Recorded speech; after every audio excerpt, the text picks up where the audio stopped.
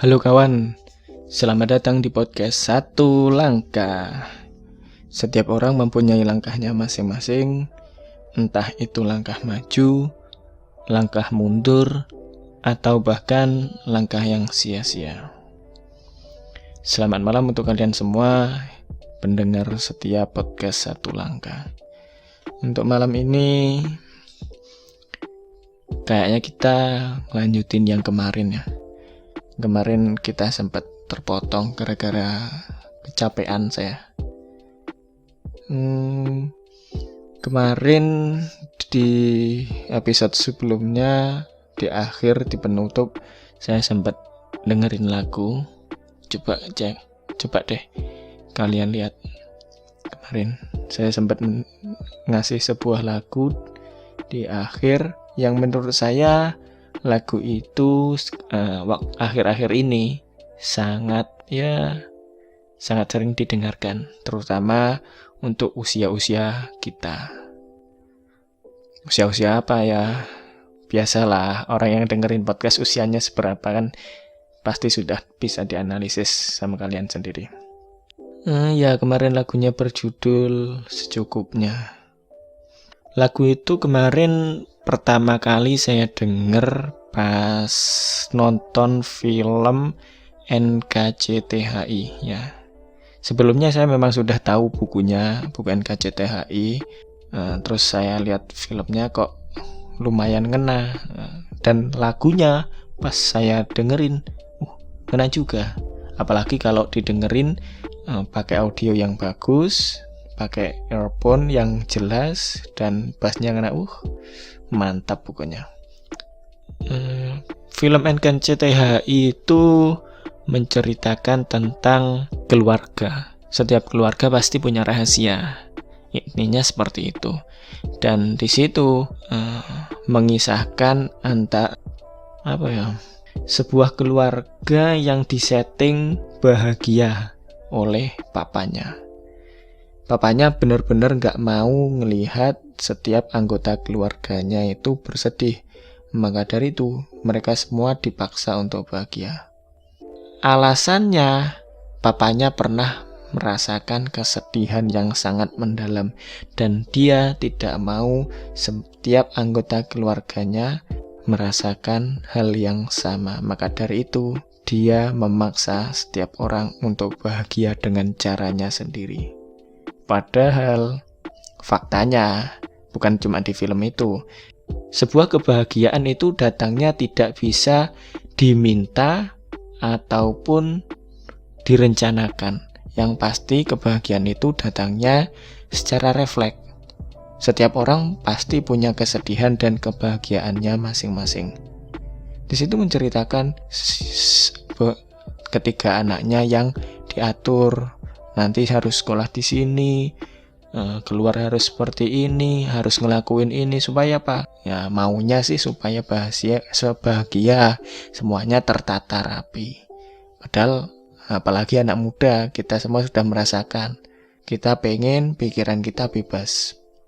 Dan satu hal yang saya petik dari hal-hal tadi itu, setiap orang pasti ingin kebahagiaannya.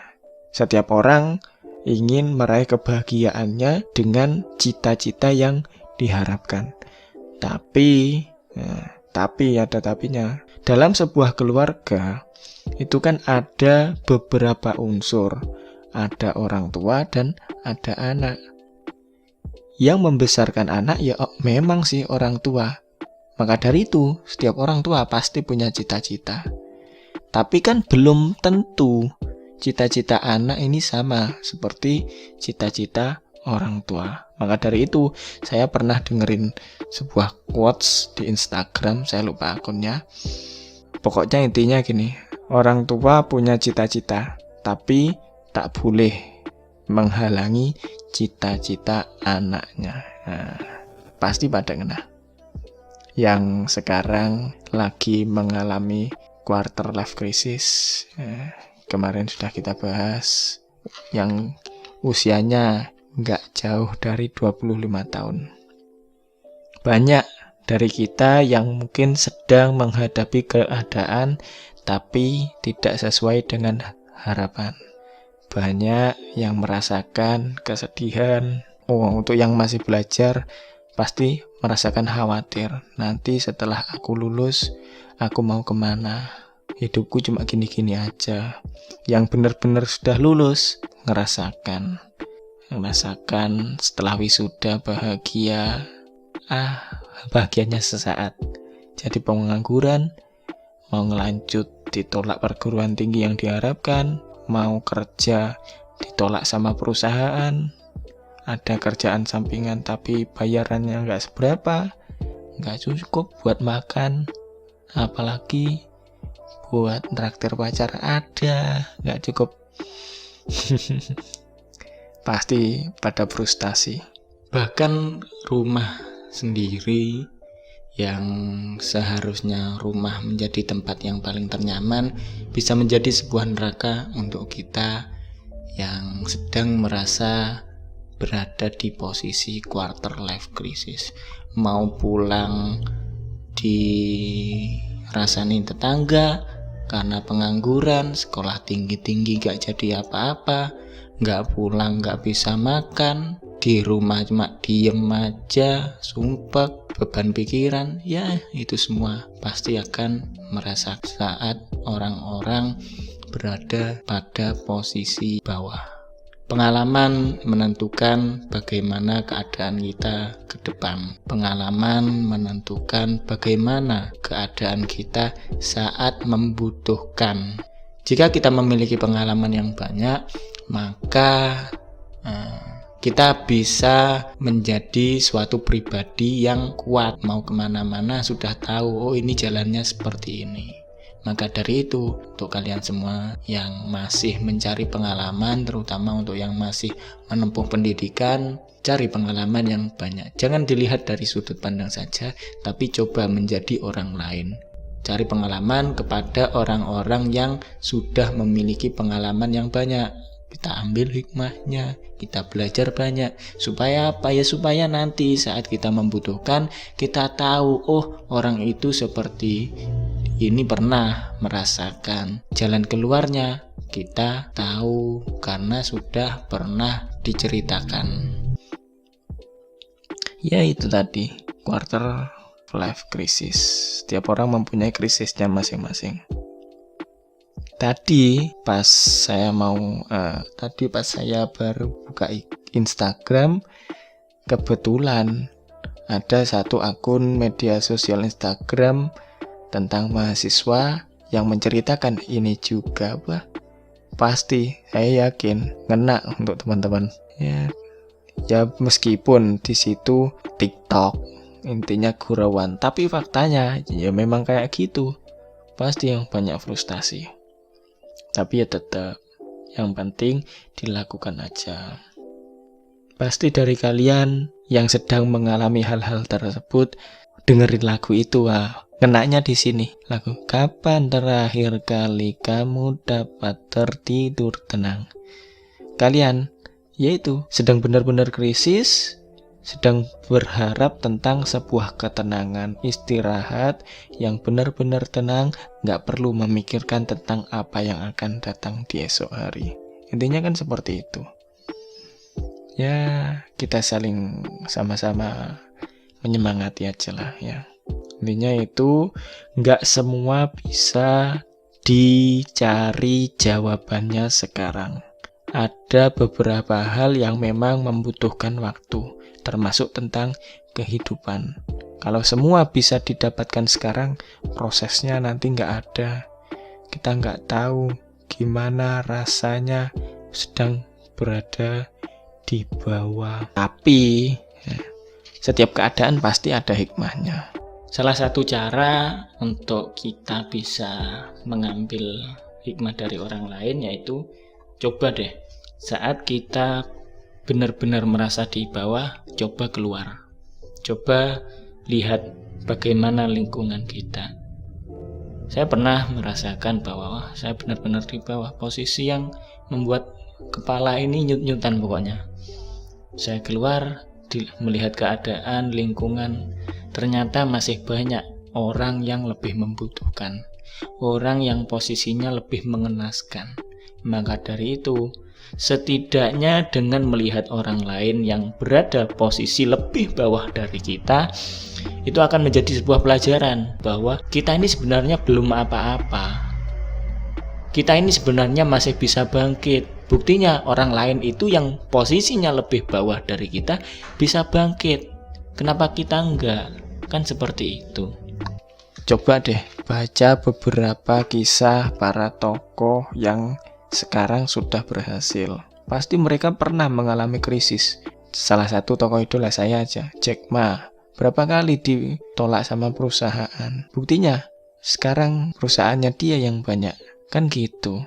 Jadi kadang keadaan sulit bisa membuat orang bisa berpikir kreatif. Kalau saya gagal di sini, saya mau berhasil. Caranya pasti ada. Diem, cari tahu jawabannya. Jadi memang kadang orang membutuhkan suatu hal yang terdesak. Kalau di masa-masa kuliah biasa disebut dengan ilmu mepet. Kalau nggak mepet, otak ini kan nggak jalan. Begitu juga dengan keadaan. Kalau nggak benar-benar krisis, kadang sesuatu yang kita harapkan itu ya nggak keluar dari otak kita. Kan seperti itu. Jadi ya memang benar, keadaan sulit bisa membuat orang berpikir kreatif. Jadi mulai sekarang, ya nggak mulai sekarang lah, kita harus membiasakan diri tentang pedihnya penat. Karena semua itu cuma ilusi. Nah, kembali ke sudut pandang. Setiap kegagalan, kalau kita melihat itu sebagai suatu hal yang gagal, ya kita memang gagal. Tapi kalau kita lihat dari sudut pandang yang lain, seperti episode sebelumnya kemarin, ya itu adalah salah satu jalan yang bisa membuat kita berhasil. Itu semuanya kan ilusi. Kalau kita merasakan bahwa itu adalah jalan yang untuk kita berhasil, ya semoga saja kita benar-benar berhasil. Cuma keberhasilan tidak bisa dihitung dengan nominal. Keberhasilan setiap orang berbeda-beda. Keberhasilanku belum tentu dengan keberhasilanmu. Ibaratnya setiap orang kan memang diciptakan berbeda-beda. Ada yang diciptakan digambarkan dengan rumput, ada yang diciptakan digambarkan dengan pohon kelapa. Rumput nggak mungkin bisa jadi pohon kelapa. Pohon kelapa juga nggak bisa jadi rumput. Tapi rumput bisa melihat pohon kelapa. Pohon kelapa juga bisa melihat rumput. Rumput bisa berhasil dengan kerumputannya. Pohon kelapa bisa berhasil dengan kepohonan kelapanya, dengan pohon yang kuat, buah yang lebat, kan seperti itu. Kalau untuk bertarung, ya nggak bisa. Hidup ini bukan sebuah pertarungan. Jadi yang besar belum tentu bisa mengalahkan yang kecil. Buktinya pohon kelapa kalau sudah tua, kelapanya jatuh, busuk, juga ditumbuhi rumput, kan seperti itu. Maka dari itu, jangan sampai ini terjadi. Kan banyak orang yang melemahkan diri sebelum berperang. Mereka setidaknya yang bisa disebut dengan minder lah, kan seperti itu. Sebenarnya pikiran kita itu memiliki kekuatan yang besar. Kita bisa mewujudkan mimpi terhebat kita, atau kita bisa menempatkan kita sendiri dalam penjara mental. Ya. Kalau kita nggak mau mengeluarkan pikiran besar kita, ya kita akan menjadi seorang yang terjebak di dalam penjara mental. Pasti kita merasakan, pikiranku seperti ini, tapi fisikku itu nggak bisa. Saya juga sering merasakan seperti itu. Bisanya cuma diem di pinggir sawah sambil sebat. Yaitu merasa dunia tak adil. Memang banyak orang yang memikirkan seperti itu. Tapi sampai kapan? Ya, perlu digarisbawahi, saya hadir di sini bukan seakan saya mahir. Tapi saya hadir di sini karena pernah berada di fase seperti itu dan saya ingin menceritakan. Untuk hal yang dilakukan, ya kalian sendiri yang bisa melakukan. Hidup kalian sendiri. Hidupku ya hidupku, hidupmu ya hidupmu. Kan seperti itu. saya jadi ingat sebuah puisi yang saya tulis. Salah satu mata kuliah di prodi saya mewajibkan untuk membuat puisi. Beberapa kali saya ditolak. Dan ini salah satu puisi yang berhasil diterima. Padahal saat itu saya benar-benar buntu. Saya cari referensi saat saya mau sholat, lihat TV, jadilah puisi itu. Puisinya seperti ini. Bukan instan. Nikmat adalah proses, hasil adalah bonus. Puisinya cuma seperti itu. Tapi ya, intinya coba kita rasakan sendiri. Orang lahir, keadaannya tidak harus sama. Itu memang takdir. Ibaratnya ada orang yang lahir dari keadaan miskin, keadaan menengah, ada keadaan yang kaya, serba kecukupan. Ibaratnya orang berlari seperti itu. Jadi ada yang startnya jauh di belakang, ada yang startnya di depan, ada yang startnya di tengah-tengah. Tapi hidup itu nggak ada finishnya. Hidup ini bukan tentang lari sprint terus finish di depan mata, tapi hidup ini tentang lari maraton. Kalau kita lari maraton, ada hal yang melanjutkan, yakni generasi-generasi kita. Kita hadir karena generasi sebelumnya. Jadi, lari dalam kehidupan itu seperti maraton. Ada yang jalannya terjal, ada yang kebetulan lewat sungai terus hanyut, ada yang harus naik gunung. Ibaratnya seperti itu. Jangan-jangan yang start paling akhir jalannya lurus, terjalnya cuma sedikit. Tapi yang start paling depan jalannya sangat terjal, harus mendaki gunung, melewati lembah, dan lain-lain. Kan seperti itu. Hidup ini bukan tentang finish, tapi hidup ini tentang sebuah proses. Bagaimana kita melihat dan merasakan kehidupan ini, menjalaninya sebaik mungkin. Ya, mungkin itu saja untuk episode malam hari ini. Terima kasih untuk kalian semua yang sudah dengerin bacotan gak jelas saya ini. Oh ya, maaf untuk kalian-kalian semua yang merasa kurang sreg. Saya hadir di sini itu tadi bukan seakan saya mahir, tapi saya ingin cerita. Untuk saran dan masukannya saya tetap berharap kepada kalian semua bisa menghubungi saya di Instagram @podcast1langkah. Sampai jumpa di podcast 1 langkah episode selanjutnya. Selamat malam dan selamat beristirahat.